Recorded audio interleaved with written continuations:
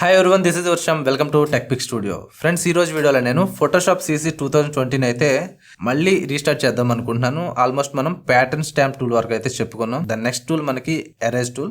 So erase టూల్లో మనకి మొత్తం 3 sub tools అయితే ఉంటాయి. సో వాటన్నిటి గురించి ఈ వీడియోలో అయితే డిస్కస్ చేద్దాం అనుకుంటున్నాను. అండ్ ఇక్కడ నుంచి ఫోటోషాప్ని అయితే మళ్ళీ మనం కంటిన్యూగా అయితే మన వీడియోస్లో అయితే చెప్పుకుందాం. సో లేట్ చేయకుండా వీడియో అయితే స్టార్ట్ చేద్దాం.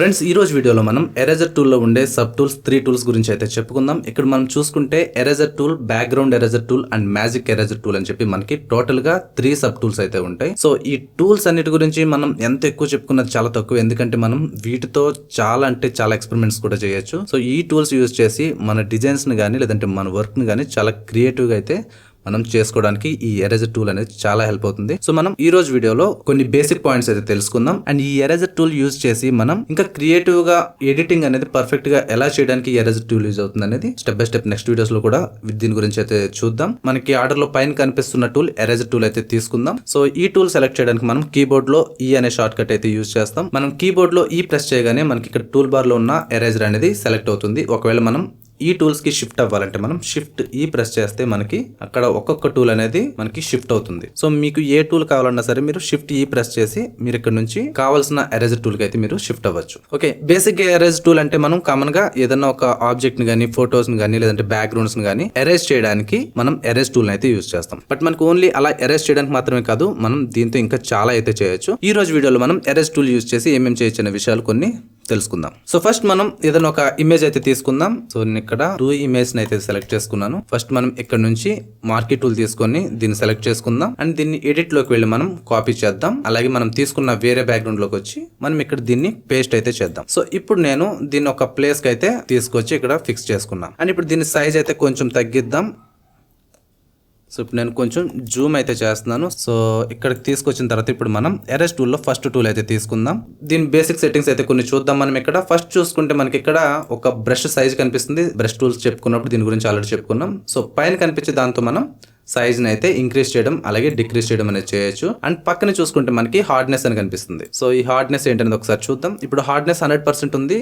నేను ఇక్కడ క్లిక్ చేయగానే సో ఇది క్లియర్గా అంటే షార్ప్గా ఎడ్జెస్ అనేవి రిమూవ్ అయ్యాయి. ఇప్పుడు నేను ఈ హార్డ్నెస్ అనేది తగ్గించి ఇటువైపు ఎరేజ్ చేస్తున్నాను. సో ఇక్కడ చూడొచ్చు మీరు సాఫ్ట్గా ఎరేజ్ అవుతుంది. అంటే మనకి కొంచెం ఫెదర్ ఎఫెక్ట్ అనేది అప్లై అవుతుంది. సో మనకి ఈ రకంగా కావాలా లేదంటే ఇలా సాఫ్ట్గా కావాలనేది మనం ఇక్కడ ఈ హార్డ్నెస్ లో మనం సెలెక్ట్ చేసుకుంటాం. సో నేను మరీ అంత హార్డ్గా సాఫ్ట్గా కాకుండా నేను ఒక 25 అయితే తీసుకున్నాను ఇప్పుడు. సో ఇప్పుడు బ్రష్ సైజ్ తగ్గించాలంటే మనం ఇక్కడ నుంచి తగ్గించవచ్చు. లేదు అనుకుంటే మన కీబోర్డ్ లో బాక్స్ బ్రాకెట్స్ ఉంటే మనం దాని నుంచి కూడా బ్రష్ సైజ్ ని ఇంక్రీజ్ చేయడం లేదంటే తగ్గించడం అనేది చేయొచ్చు. సో ఇప్పుడు నేను దీని చుట్టూ ఉన్న ఈ బ్యాక్గ్రౌండ్ అయితే రిమూవ్ చేస్తున్నాను. ఓకే, మీరు ఇంకా జూమ్ చేసుకుంటే మీకు కొంచెం డీటెయిల్గా ఉంటుంది.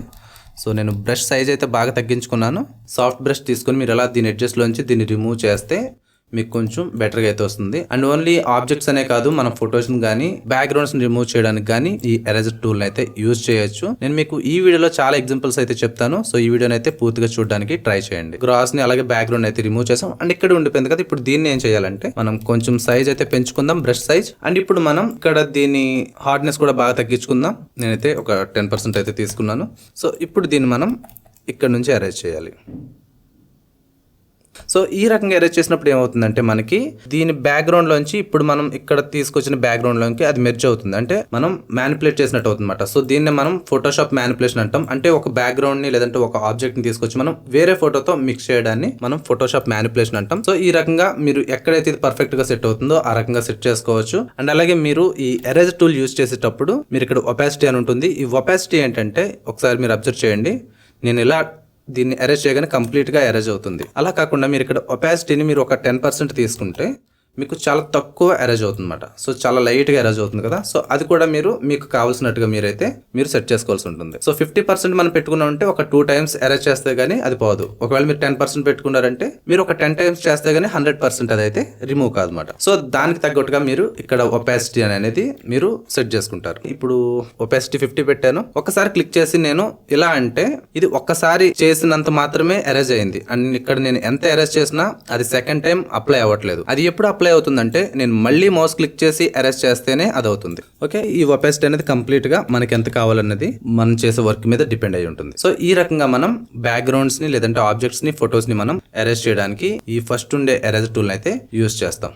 అండ్ నేను ఇప్పుడు వేరొక ఇమేజ్ అయితే తీసుకుంటున్నాను. ఇప్పుడు మనం సెకండ్ టూల్ గురించి అయితే చూద్దాం. నెక్స్ట్ చూసుకుంటే మనకి మ్యాజిక్ ఎరేజర్ టూల్. ఈ మ్యాజిక్ ఎరేజర్ టూల్ ఏంటంటే ఈజీగా మనం దేనన్నా బ్యాక్గ్రౌండ్ కానీ లేదంటే ఒక కలర్ని పర్టికులర్గా ఒక కలర్ని రిమూవ్ చేయాలనుకుంటే మనం మ్యాజిక్ ఎరేజర్ టూల్ అయితే యూజ్ చేస్తాం. ఇప్పుడు ఈ ఇమేజ్ కున్న బ్యాక్గ్రౌండ్ మనం రిమూవ్ చేయాలంటే చాలా ఈజీగా మనం ఈ మ్యాజిక్ ఎరేజర్ టూల్ని యూజ్ చేసి ఎరేజ్ చేయొచ్చు. జస్ట్ ఒక సింగిల్ క్లిక్తో మనం దీని బ్యాక్గ్రౌండ్ అయితే ఎరేజ్ చేయొచ్చు. సో దానికోసం మీరు ఇక్కడ దీని టాలరెన్స్ అయితే మీరు మినిమం ఒక 35-50 ఆ రేంజ్లో అయితే పెట్టుకోవడానికి ట్రై చేయండి.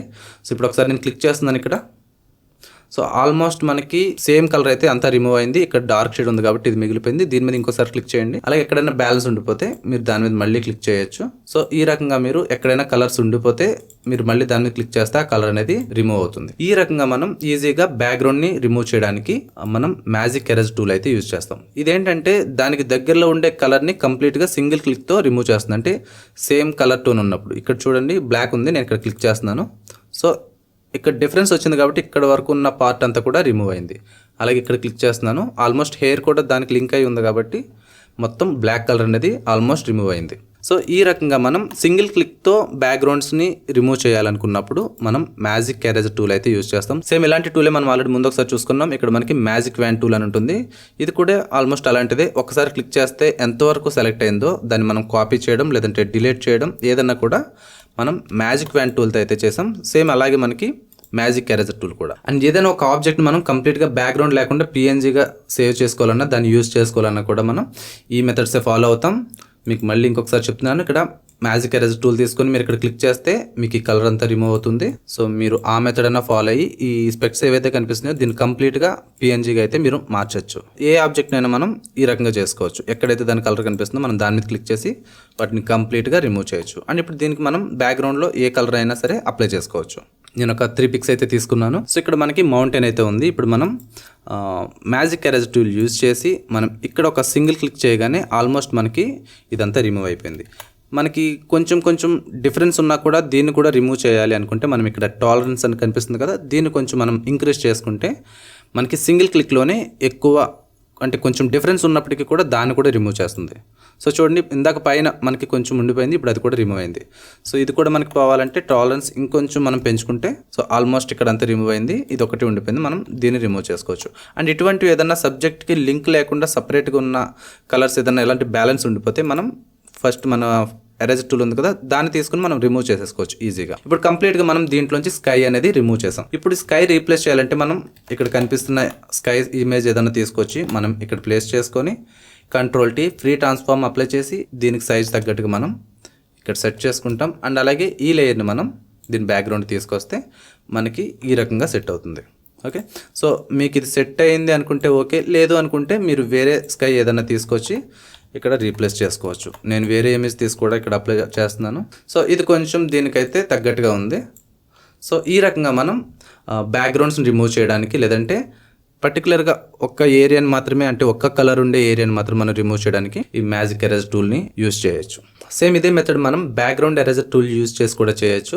ఎరేజర్ టూల్స్లోనే ఇది కొంచెం చాలా స్పెషల్. బ్యాక్గ్రౌండ్స్ని రిమూవ్ చేసినప్పుడు ఫొటోస్ హెయిర్ కట్ చేసినప్పుడు ఇది చాలా స్పెషల్గా అయితే ఉంటుంది. ఒకసారి దీని గురించి అయితే ఇప్పుడు మనం చూద్దాం. 2 డిఫరెన్సెస్ ఉంటాయి కలర్స్ పిక్ చేసుకునేటప్పుడు. ఒకటి ఫోర్గ్రౌండ్, ఇంకోటి బ్యాక్గ్రౌండ్. ఇక్కడ మనకు కనిపిస్తున్నాయి కదా ఫోర్గ్రౌండ్ బ్యాక్గ్రౌండ్. సో ఫోర్గ్రౌండ్ అంటే మన మెయిన్ ఆబ్జెక్ట్ ఏదైతే రిమూవ్ కాకూడదు అనుకుంటామో అది ఫోర్గ్రౌండ్. అండ్ బ్యాక్గ్రౌండ్ ఏంటంటే ఏదైతే రిమూవ్ చేయాలనుకుంటామో దాన్ని బ్యాక్గ్రౌండ్లో సెట్ చేయాలి. అది ఎలా అంటే ఇప్పుడు నేను ఇక్కడ ఫోర్గ్రౌండ్ మీద క్లిక్ చేశాను.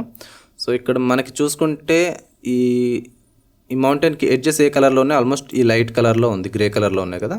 సో నేను దాన్ని పిక్ చేసుకున్నాను. ఓకే మీద క్లిక్ చేయండి. అండ్ బ్యాక్గ్రౌండ్ చూసుకుంటే మనకి ఇక్కడ బ్లూ కలర్ ఉంది. సో నేను దాన్ని బ్యాక్గ్రౌండ్ కింద పిక్ చేసుకున్నా. సో ఇప్పుడు నేను ఎరేజర్ టూల్ తీసుకొచ్చి ఇక్కడ ఎరేజ్ చేస్తుంటే మీరు అబ్జర్వ్ చేయండి, మనకి ఇక్కడ కనిపిస్తున్న ఈ మౌంటైన్ ఏదైతే ఉందో ఇదేం కాలేదు, ఓన్లీ బ్యాక్గ్రౌండ్ మాత్రమే ఎరేజ్ అయింది. మనం ఇక్కడ తీసుకొచ్చినా కూడా అదేం కాదు ఇక్కడ ఎరేజ్ చేసిన. సో ఇది మాత్రమే ఎరేజ్ అయింది. అండ్ ఈ షేడ్ ఉండిపోయింది కదా. సో అప్పుడు మనం ఏం చేస్తామంటే ఇక్కడ మళ్ళీ క్లిక్ చేసి ఈ కలర్ పిక్ చేసుకోవాలి. సో ఇప్పుడు ఈ కలర్ కూడా కంప్లీట్గా రిమూవ్ అవుతుంది. సో మనకి ఎక్కడైనా షేడ్ కనిపిస్తుందంటే మనం మళ్ళీ కలర్ పిక్ టూల్ తీసుకొని మనం రిమూవ్ చేస్తే కంప్లీట్గా రిమూవ్ అయిపోతుంది.